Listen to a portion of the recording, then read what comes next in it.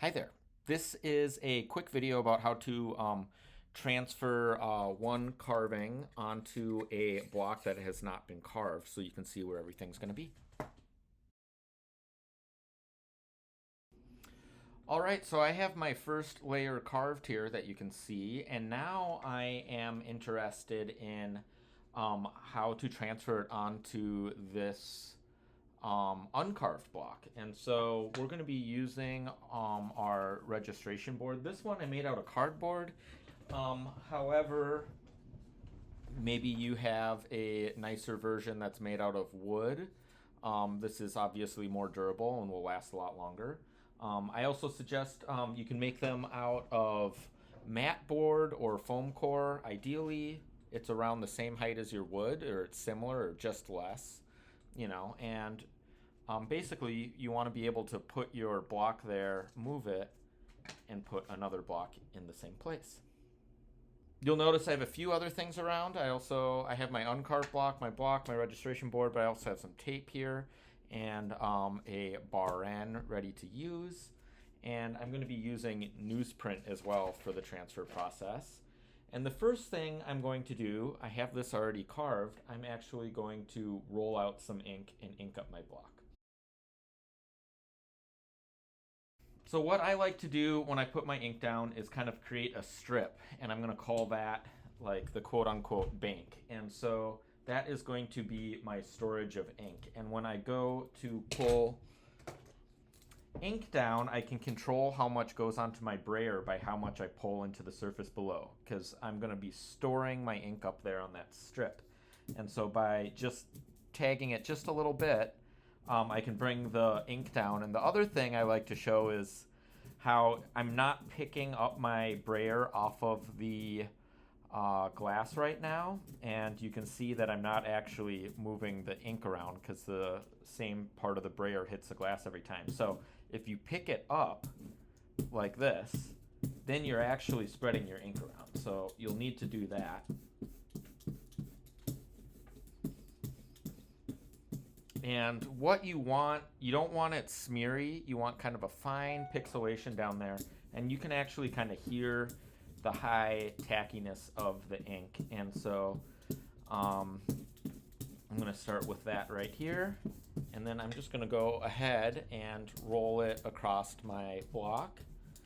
This particular brayer is a 4-inch speedball brayer. And I'm going to set the inked plate just off to the side for a moment. Here's a piece of newsprint. Pretty straightforward. It is smooth newsprint. That's the only thing. You can also get rough newsprint. So I like to use the smooth newsprint. And I'm just going to tape it just onto my registration board. And so now you can pick your paper up. And it's attached to the registration board, so it's going to be in the same place, and you can put it back down. Okay, so now I have my paper taped down to my registration board here, just in 2 different points, so it doesn't rotate on me. I'm going to peel that back, and what I'm going to do is bring in my inked block.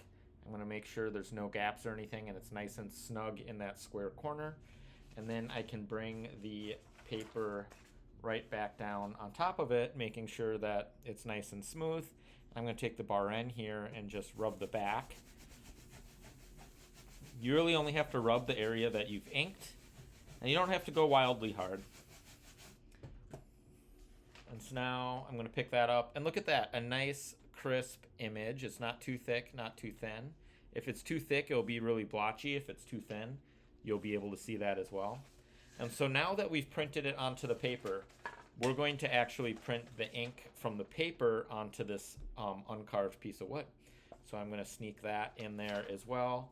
I'm going to really make sure I'm in the same spot there, because this is going to determine our next carving, and we want to make sure everything lines up with each other. And so now by rubbing the back there, we can pick it up, and you can see that we've now transferred the ink from the paper onto the wood, and we can see where everything is. And this way you can carve your next layer and everything will line up perfectly. One thing I do want to point out, um, if you're getting a really light impression and you want more, a better imprint, I like to take my bar end and actually tilt it up on the side sometimes, so you really concentrate the pressure, and so you can go back in and really push really hard in some very specific areas. You can also tip it, same thing, you can tip it back on the heel of the bar end. So, and that's a way where you're pushing in one point, so it's a lot harder, and you can see those areas that I pointed are actually a lot darker now. So if you're having trouble with your image, otherwise I'll let you see that a little closer. You can see that I printed this block onto this next block, and then I can, if I wanted to carve any details out of this next block, I can. And that is how simple the transfer process is. So I actually already carved this second layer, and you can always print 2 layers and transfer them. So if you're working on like a third block and you want to see how your first 2 are doing, feel free to ink up and print both of them at the same time. So that, to me, that's really important because I want to see how I'm doing, and maybe you'll get some ideas for different things that you can add or change. And so in this case, look at that. I've got my 2 layers now, and you can go ahead and bring an uncarved block in, snug that right in there.